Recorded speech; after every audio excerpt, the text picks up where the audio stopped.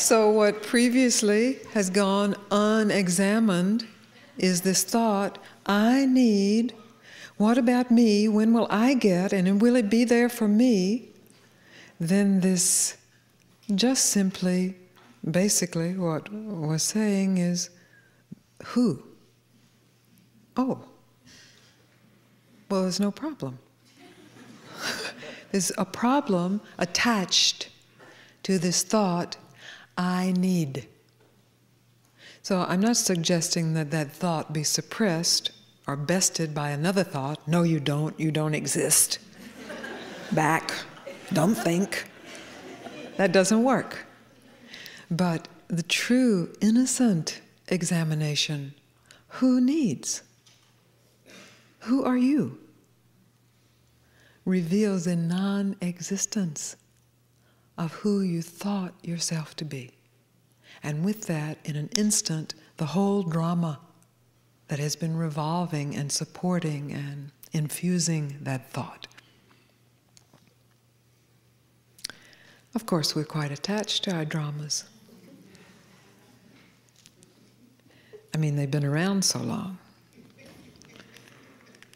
And some parts of the drama are quite thrilling. So what we'd like is to just get rid of the parts that aren't so thrilling and just keep the good, happy, oceanic, thrilling parts.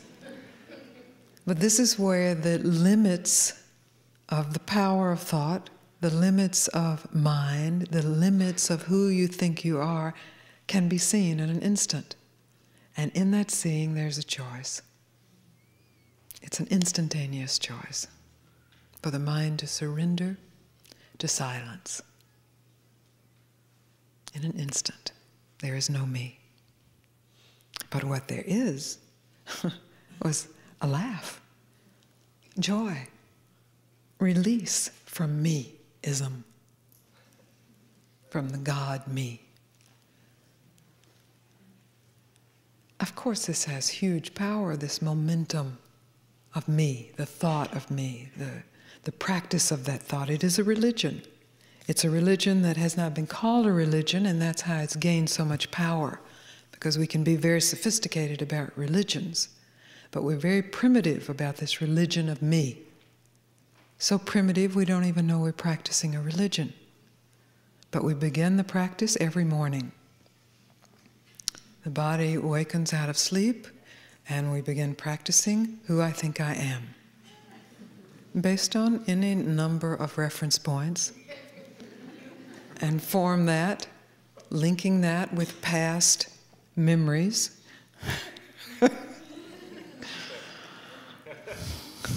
Yes, please, don't suppress the laughter. It's quite cleansing. If this can be recognized, I am practicing this primitive, tyrannical religion, me. And the whole, of course we know, the whole human race is practicing this, and we're waiting for the rest of the human race to stop. And that effectively continues the religion, and there is great fear. If I stop worshiping this God, me, what will happen? Will I get brainwashed? You see how brilliant the whole setup is. What a trickster God is to have these minds, these thoughts. What a setup. This trance of me, and this fear that if the trance of me is not followed, I won't be happy, is what keeps suffering in play. It's what keeps war in play. It's what keeps the fragmentation, split, the war inside individual minds and collective minds, the collective mind. In this instant, you can see that while there is the experience of suffering, you are not suffering.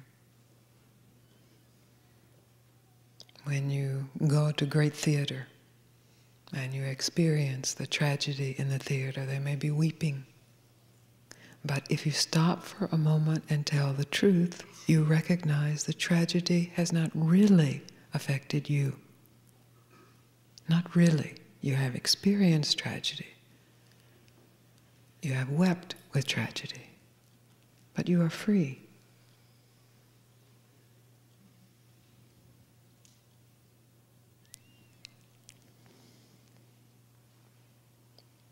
So the momentum of the religion is strong, it's huge.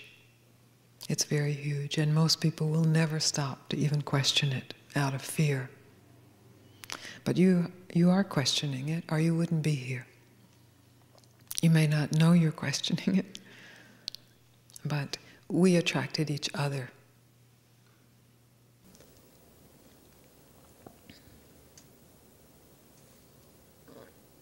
There are many, many stories of lack of trust and unworthiness and,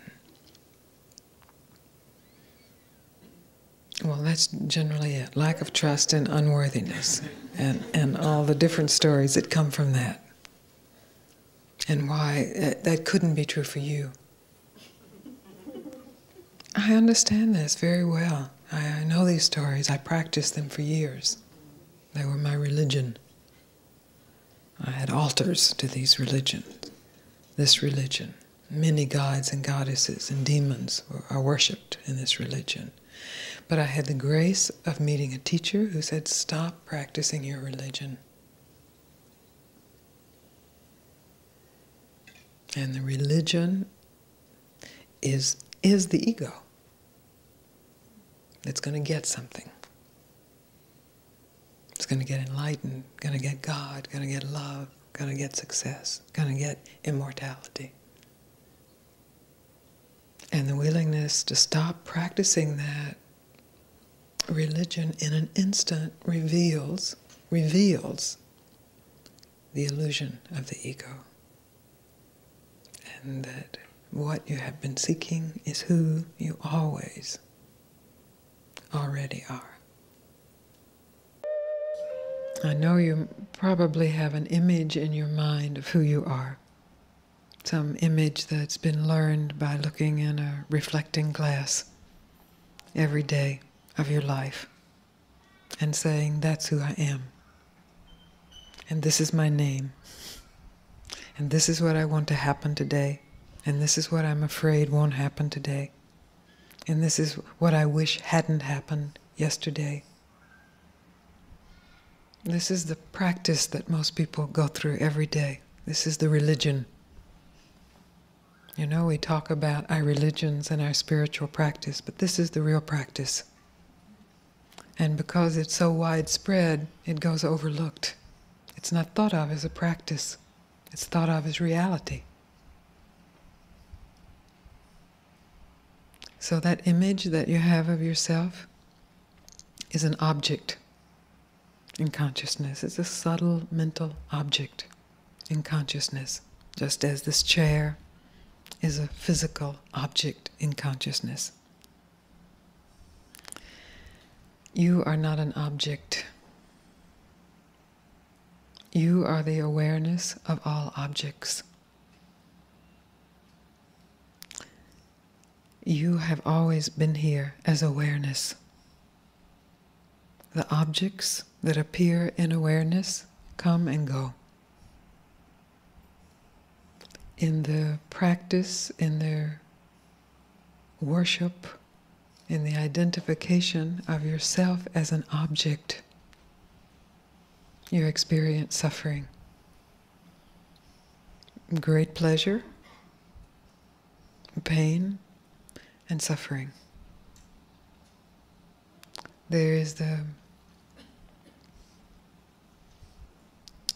absolute certainty that you can recognize yourself as non-objective reality. Absolute certainty because you are already that. And because it's nothing you have to learn, nothing you have to rely on the mind to deliver. You have always been that, regardless of how the objects have changed have come and gone. You as awareness has been present through it all.